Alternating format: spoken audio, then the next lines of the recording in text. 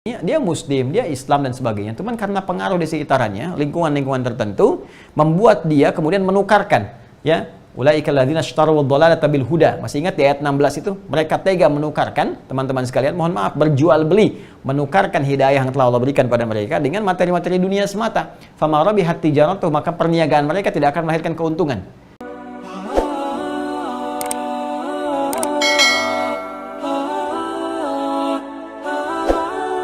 Nah, ini diantara hadis yang diriwayatkan kepada kita dari 2000 hadis itu, an Ibnu Abbas radhiyallahu taala anhuma, ya, yang dimaksud dengan firman Allah summum bukmun umyun, ya, dan mereka itu bisu, tuli dan buta, gitu kan? Yaqulu, ya, beliau menyampaikan, la yasma'una al-huda wa la yubsirunahu wa la yaqilunah. Ya, la yasma'una al-huda wa la yubsirunah wa la yaqilunah. Wa kadzalika qala Abu Aliyah wa Qatadah Ibnu Di'amah. Demikian pula pendapat ini sama disampaikan oleh Abu Aliyah dan Imam Qatadah Ibnu Di'amah. Jadi yang dimaksud di sini seperti apa yang tadi saya sampaikan. Ya, yang saya sampaikan tentunya merujuk ke sini ya, pendapat-pendapat para ulama yang merujuk kepada para sahabat dan dari Nabi sallallahu alaihi wasallam. Jadi yang dimaksud dengan summum bukmun umyun itu bukan sekedar maksudnya buta, nggak bisa lihat, umyun ya, atau bisu misalnya, nggak bisa bicara, atau tuli nggak bisa dengar dalam konteks fisikal, bukan. Bukan, ini bahasa kiasan. Ini bahasa kiasan, bahasa balaghah. Bahasa balaghah. Maksudnya apa? Tadi seperti yang telah kami uraikan, karena kondisi hatinya tadi, qalbunnya, jadi saya bikin lagi kotak begini. Nah, ini teman-teman sekalian. Ini sadrun, jamaknya sudur. Ya kan? Di sini ada qalbu, dalamnya ada qalbun. Di dalam qalbu ini ada nafas. Ya, kita bikin kotak lagi. Ini kotak begini, ini qalbu. Dalam qalbu ini ada nafas. Ya, nafas. Nah, ini kan. Nah, dalamnya lagi baru di sini kita turunkan tadi ada takwa, kan?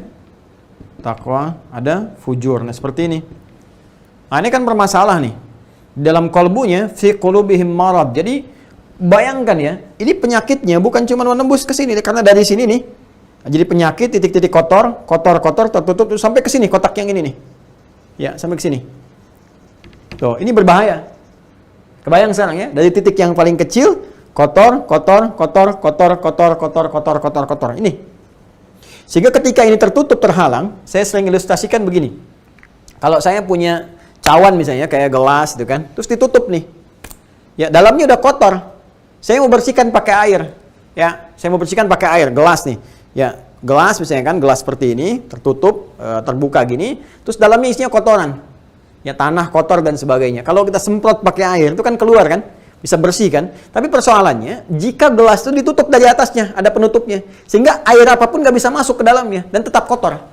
Ini yang terjadi pada orang-orang yang cawan hatinya kena banyak penyakit dan tertutup begini karena pekat dari sini, maka sumber informasinya nggak bisa masuk. Ya, telinga nggak bisa dengar.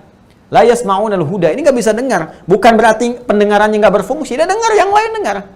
Ya, mohon maaf, hal-hal yang lain dia bisa dengar. Informasi lain dengar, bahkan musik dengar, berita dengar, macam-macam dengar. Tapi ketika Allahu Akbar, nggak tembus tuh. Apa sudah adzan? Tahu, berisik nih. Astagfirullah, berisik. Belum qomat. Nah, dan seterusnya. Jadi ada kondisi-kondisi yang terjadi seperti itu. Dan kalau Quran sampaikan, pasti kejadian. Jadi kalau ada orang-orang anti adzan, padahal dia muslim, ini menunjukkan ada penyakit di hatinya. Sesederhana itu. Sesederhana itu. Ini bagian yang penting kita pahami. Nah, wala yubsiruna, nggak bisa menatap dengan pandangannya. Jadi menarik nih. Dia ngaku Islam, teman-teman sekalian, ngaku muslim, tapi persoalannya begitu melihat orang-orang datang ke masjid, orang-orang baca Quran, nggak ada tuh getaran di hatinya. Nggak ada sentuhan gitu ya. Ya dia biasa aja, kayak normal biasa. Maksud normal tuh nggak ada, netral aja gitu, nggak ada pengaruh, nggak ada apa dan sebagainya. Tapi kalau proyek-proyek ada maksiatnya, cepat sekali. Atau misalnya keadaan-keadaan ibadah itu mendukung dia untuk mencapai keinginan dia, itu cepat.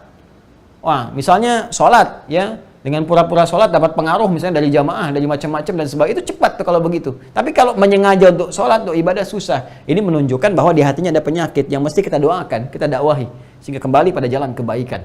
Pun demikian, la yaqiluna, nggak bisa mencerna akalnya. Jadi debat aja terus. Nggak ada keinginan menerima, yang ada di debat aja. Orang tahajud kok didebat, aneh tuh. Orang baca Quran didebat, orang mau baik kok malah didebat. Aneh. Ya, apa soleh itu harus begitu? Terus harus bagaimana, Suneo? Ya, apa soleh itu menurut persepsi Anda? Kalau setiap diarahkan kepada persepsi manusia, masing-masing punya persepsi. Sehingga kita harus mencari yang lebih netral, yang lebih objektif, lebih baik. Ya, dan lebih sempurna, tidak ada yang lain kecuali dari Allah Subhanahu wa taala.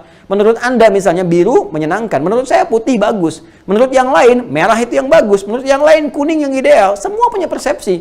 Ya, sehingga menjadi relatif, sepanjang diserahkan pada manusia jadi relatif. Maka kita harus mencari yang pasti. Yang pasti itu yang pasti menciptakan Tuhan, yang menciptakan kita. Yang pasti menciptakan kita yaitu Allah Subhanahu wa taala. Ya, kembalikan semua kepada Allah. Makanya ketika kita berhukum kembali kepada hukum Allah Subhanahu wa taala, sifatnya pasti, relativitas itu akan hilang. Ya. Nah, karena itu teman-teman sekalian, nah kalau Anda menemukan orang-orang sering mendebat yang sudah pasti, orang sholat kok didebat, baca Quran kok didebat, dikit-dikit misalnya diungkit, dikit-dikit disoal, padahal dia mau ibadah, mau jadi baik gitu kan, mau merubah dirinya, ini menandakan ada penyakit di hati yang dimaksudkan, dan kita mendorong doakan supaya penyakit ini hilang. Kita doakan, bantu dengan doa yang tidak dia ketahui, dakwahi, ajak kepada kebaikan, sampai peluang-peluang terakhir yang bisa kita kerjakan untuk mereka. Ini poinnya. Nah, jadi ini yang paling menarik teman-teman sekalian. Nah, di ujungnya kemudian tadi disampaikan, la yasma'unal huda, sulit mendapatkan petunjuk-petunjuk kebaikan, wala yubsiruna, dan sulit menatap kebaikan-kebaikan, kemudian wala yaqiluna, dan tidak bisa dicerna oleh pencernaan akal pikiran mereka, karena tadi keadaan hatinya sedang bermasalah. Nah, jika ini terjadi terus-menerus dan tidak ada keinginan untuk merubah diri, ya, apalagi tidak mendapat transparan doa misalnya kan, nah, hati-hati nih teman-teman sekalian. Nah, maka kita mesti bersikap bijak. Saya kepada siapapun kita mencoba untuk berprasangka baik, kita doakan. Kita doakan, even itu kepada orang-orang yang terjangkit virus nifak, pada munafik, karena sepanjang mereka hidup pasti masih punya peluang untuk kembali. Jadi jangan balas keburukan dengan keburukan lagi, kita balas dengan kebaikan. Kecuali aspek-aspek kezaliman yang memang menuntut hukum, kita maafkan keadaannya, tapi tetap kemudian proses hukumnya. Jika memang itu menuntut kepada perugian hak-hak tertentu. Koruptor misalnya nggak cukup dimaafkan aja, dihukum juga, dimaafkan, bisa dimaafkan. Dengan cara apa? Mengembalikan yang dikorupsi, kemudian menjalani hukuman. Kalau cuma dimaafkan, semua orang akan mencuri, semua akan korupsi. Gampang kok tinggal dimaafin doang gitu kan. Nah, itu yang kadang-kadang harus kita tegas dalam kondisi-kondisi demikian. Nah, jika ini terjadi, tidak mendapatkan arah-arah perubahan, tidak ada ikhtiar untuk berubah, untuk taubat, atau bahkan tidak mendapatkan bantuan-bantuan doa, gitu kan, karena saking buruknya keadaannya, maka fahum la yarji'un. Maka mereka itu sulit punya potensi untuk kembali. Apa kembali yang dimaksudkan di sini? Qala Ibnu Abbasin. Qala Ibnu Abbasin radhiyallahu taala anhuma. Menurut Ibnu Abbas, semoga Allah meridai kepada beliau dan kedua orang tuanya, ay la yarji'una ila huda. Mereka sulit untuk kembali kepada jalan-jalan kebaikan. Ya. Mohon izin teman-teman sekalian, ini peringatan yang sangat keras sekali. Peringatan yang sangat keras. Jadi, kalau ada orang terkontaminasi dengan nifak dan terjangkit dengan sebab-sebabnya, itu untuk balik susah. Saya mau ambil contoh begini. Tadi kan disebutkan ya, teman-teman sekalian, mereka bisu, mereka tuli, mereka buta. Ini kata kiasan kan?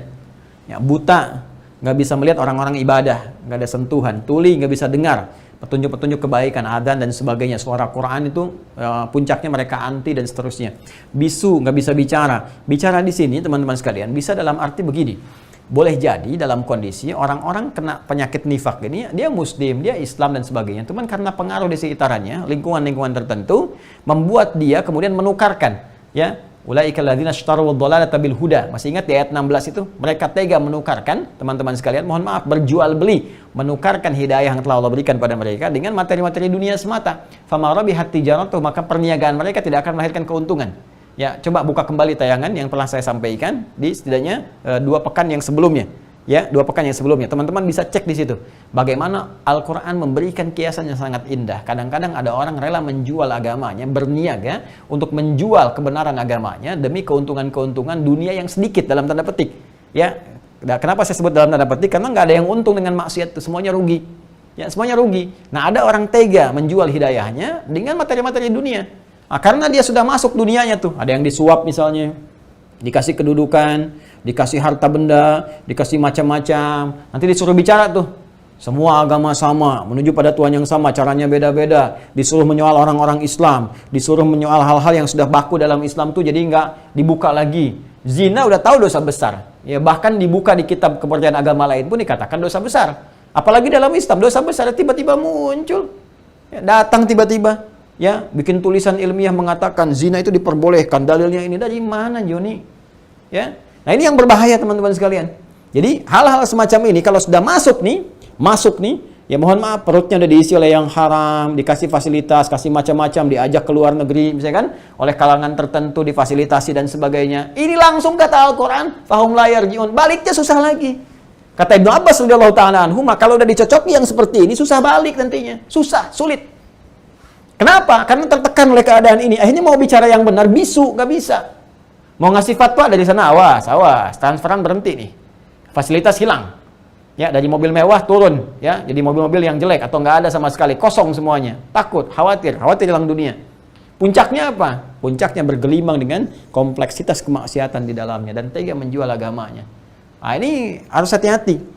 Harus hati-hati. Makanya kalau ada orang aneh-aneh, teman-teman sekalian, yang mengatakan bicaranya aneh-aneh, menyoal agama, bikin fatwa-fatwa baru, bikin buku-buku yang bertentangan dengan yang sudah pakem, dengan dalil-dalil yang kata-katanya kayaknya bagus gitu. Karena nanti di Al-Quran, surah Al-Baqarah ayat 204 sampai 204 sampai 207, itu disebutkan langsung oleh Al-Quran. Kadang-kadang mereka ini membawa misinya dengan kalimat-kalimat yang bagus. Retorika yang menarik, kalimat-kalimat yang cantik, bahkan gelar-gelarnya tinggi. Wa minan nasi may yu'jibuka qawluhu fil hayatid dunya wa yashhadullaha ala ma fi qalbihi wa huwa aladul khisam. Hati-hati. Dan di antara sebagian orang ketika engkau berinteraksi dengan mereka, ada orang yang begitu bicara kata-katanya manis, begitu menarik, retorikanya cantik dan sebagainya. Kadang-kadang bawa-bawa dalil, bawa-bawa nama Allah, motong-motong ayat kalau konteks kekinian, bawa ayat, bawa ini sambung-sambungkan dan sebagainya. Wa huwa aladul khisam, padahal ini musuh yang paling nyata. Ya, dia potong-potong dalil, mengatakan fitrah manusia kalau dia jadi homo, ini dalilnya ini apa? Dalil dari mana? Ya, kenapa Allah menurunkan azab pada komunitas itu? Ya kalau kemudian diperkenankan, ini kan cara berpikir yang benar gitu. Ya, yang paling yang paling gampangnya sederhana kok. Ya, Anda aja lahir bukan dari pasangan homo, ya, bukan dari pasangan lesbi. Ya, karena itu kita doakan supaya orang-orang diuji dengan penyakit ini karena lingkungan bergaul mereka salah, kita kembalikan, kita doakan, dakwahi supaya mau tobat, mau kembali. Allah akan menerima dalam jenis-jenis kebaikan, bukan dijerumuskan lebih dalam lagi. Ini yang paling bahaya. Orang-orang yang bilang begini, dia nggak mau anak jadi homo. Ya, coba nih, kalau ada perempuan bicara begitu, mau nggak suaminya, kalau dia sudah bersuami, suaminya jadi homo? Ya, atau bapaknya, atau ibunya, atau anaknya? Nggak, dia nggak akan mau. Kok bisa membuat orang terjerumus, diri sendiri nggak mau masuk ke situ? Itu munafik tuh. Itu bahaya. Dia hanya menginginkan orang lain celaka, dia sendiri menikmati kecelakaan orang lain. Itu Allahu Akbar. Ya, mohon maaf. Ya, menari di atas penderitaan orang lain ini paling berbahaya. Paling berbahaya.